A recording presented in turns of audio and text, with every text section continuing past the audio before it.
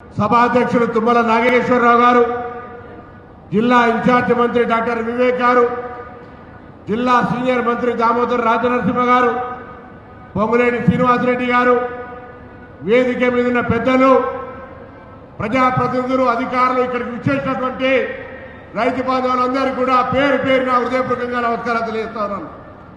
ఈరోజు నర్మెట్ట సిద్దిపేట జిల్లాలో oil form ఫ్యాక్టరీని ప్రారంభోత్సవం చేసుకునే సందర్భంలో మరి రిఫైనరీని కూడా ఫౌండేషన్ వేసుకునేటువంటి ఈ కార్యక్రమంలో భాగంగా ముఖ్యమంత్రి గారు ఇక్కడికి వచ్చినారు.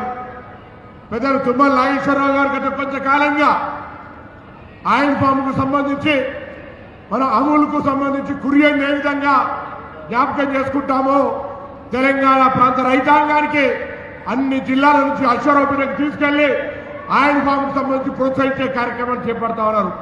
వారు మరొక ఆయిల్ ఫామ్ కురియన్గా మారిపోయినారు. ఈరోజు రైతుకు కావాల్సిందే సరి అయినటువంటి గిట్టుబాటు ధర, మార్కెటింగ్ అవకాశం.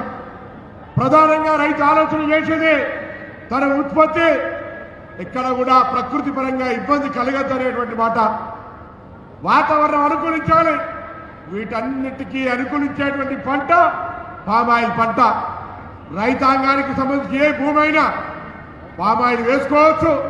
ఇంతమంది పెద్దలు ఎంపీ గారు చెప్పినట్టుగా ఎటువంటి ప్రకృతి పరమైన వైపరీత్యాలకు ఇబ్బంది లేదు, జంతు పరంగా ఇబ్బంది లేనటువంటిది. మార్కెటింగ్ వస్తే ఈ ఆయిల్ ఫామ్ కు సంబంధించిన వాళ్ళు ప్రతి మండల కేంద్రంలో ఈ యొక్క గెలల కలెక్షన్ పెట్టబోతా ఉన్నారు.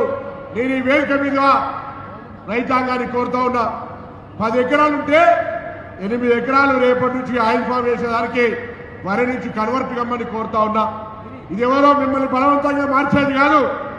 దాని తర్వాత ఇప్పటికే తుమ్మల నాగేశ్వరరావు చెప్పినారు, 3 సంవత్సరాలు మాకు పంట పెరిగే వరకు నష్టం జరుగుతుందని. అంతర పంటలు వేసుకోవచ్చు, కాదంటే పక్కనే అంతర పంటలు ఏమేమి వేసుకోవచ్చు ఇక్కడ చూపెడతా ఉన్నారు. కాబట్టి ప్రాంత రైతాంగం అంతా పూత వేడి దూరంలో ఓపెన్ అయిన ఈ ఫ్యాక్టరీని వినియోగించుకొని ఆదిలాబాద్ నుంచి పండింది కూడా ఇక్కడికి రావాలి.